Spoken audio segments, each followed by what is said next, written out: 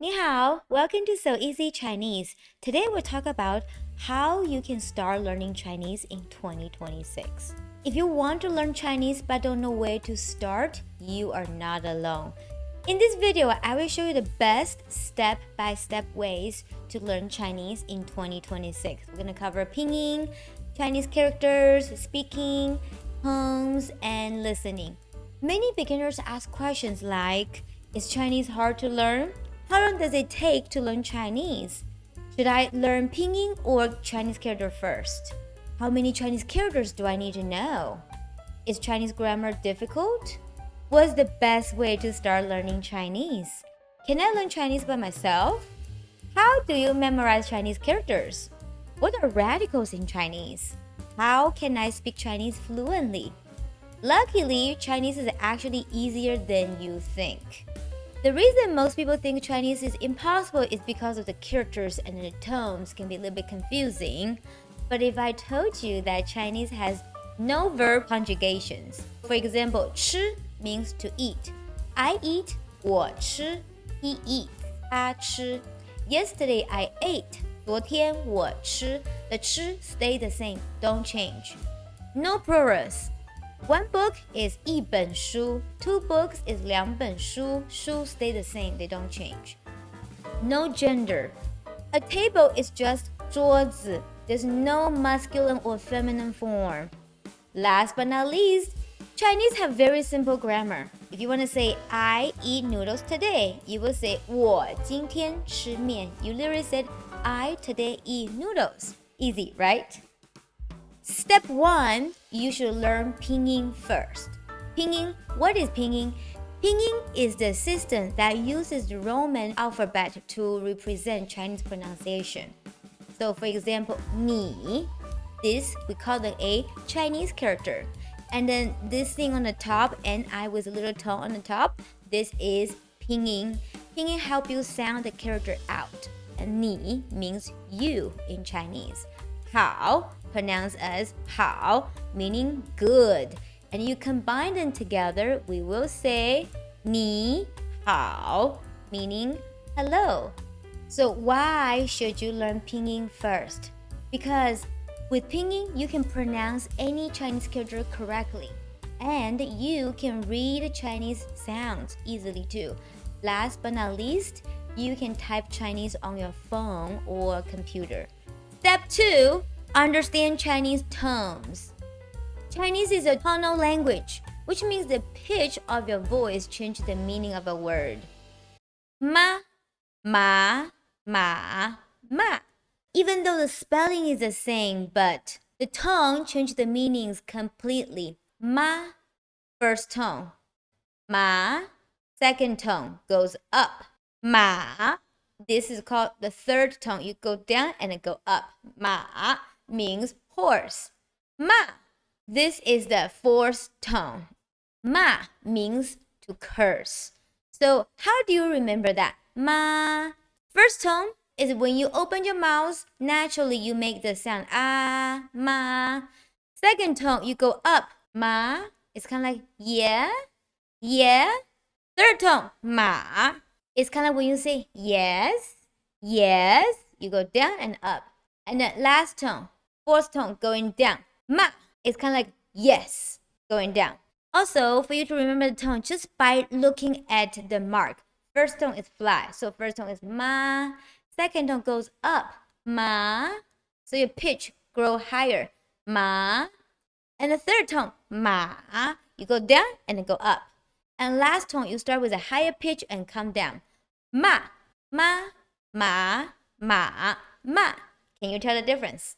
In Chinese, we also have a silent tone. So this is a silent tone. There's no mark on the top. It's a silent tone. Silent tone pronounced as ma is a light version of the first tone. So here's my pro tip to you to master the tones. Listen to native speakers and imitate the way they speak. 2, repeat out and loud. When you can hear your voice, you can distinguish the sound. Last but not least, you practice daily. Step 3, learn basic vocabulary. Once you know Pinyin and tone, you can start learn basic Chinese words. So we're gonna start to focusing on high frequency vocabulary first. For example, 我 I, 你 you, 他 he, 我们 we, 谢谢 thank you, 对不起 sorry, 学习 to study, 中文 Chinese. Start with 20 to 30 high frequency vocabulary first, and then try your best to use them in daily sentences or conversations. For example, 我叫 David. 我叫 David. 我学习中文。我学习中文。他每天学习。他每天学习。Step 4. Start learning Chinese characters. Often, Chinese characters follow patterns and they're very logical. They often contain radicals that give hints about the meaning. Does that look like a tree? Pronounced as mu, so this means tree. 2 trees is a woods. 3 trees, sun is a forest. So here are more easy Chinese characters you should start learning. For example, 火 fire, look like the shape of the fire. Sun, look like the sun. Moon, looks like the moon. 山, look at the mountain. 口 is a square. 人 is a person walking. If you learn 5 to 10 Chinese characters a day, you will learn hundreds of characters in a year.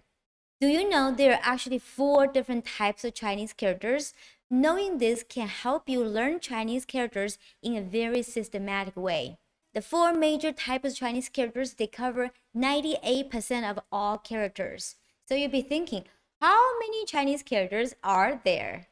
In total, there are around 60,000 Chinese characters. Modern in use is 20,000. Elementary students, they usually know around 2,500 Chinese characters. Middle schoolers in China, they know around 3,500 Chinese characters. And college students, they know around 5,000 to 8,000 Chinese characters. For you to be able to read a book or newspaper, you only need 2,500 to 3,000 Chinese characters. So you'd be thinking, how much is enough? How many characters do I need to learn? I would recommend you to know 2,000 to 3,000 Chinese characters. Go back to different types of Chinese character. The first type, we call them the pictographic character. 象形字. They cover 4% of all Chinese characters. So what is a pictographic Chinese character? Are characters, they look like the object or phenomenon they're trying to represent. So for example, 日, does that look like a sun? Moon, does that look like the moon? Tree, that looks like a tree, right? Mountain, looks like the shape of the mountain. So those characters are the foundation of Chinese character systems. They are the most important building blocks for Chinese characters because you're going to see them later over and over again. The second type of Chinese character, we call them indicative Chinese characters. They indicate the meaning. For example, Chinese number 1 is 1 straight line, 一. Chinese number 2 is 2 straight lines, 二.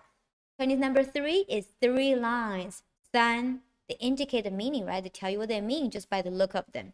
This Chinese character 上 means top or up because everything is on top of this line. 下 is the opposite. Everything's under this line. So this means below or under or down. Even for how useful it is, this only covers 1% of Chinese characters. Next, we have associative Chinese characters. They cover 13% of all Chinese characters. So what is an associative Chinese character? Our characters, they combine 2 or more pictographic or indicative characters to create intended meaning. So they combine things to form something new. For example, this is person and this is another person. When you put them together, does that look like this person is follow that person? So that means to follow. 1 tree is tree, 3 trees are a forest. If you put something small on top of something big, which means this is sharp. 尖 Ming is after 1 day and 1 night, you reach to tomorrow. 修 is a person leaning to the tree. rest. Can you give me an example of an associated Chinese character that you know? List in comment, please.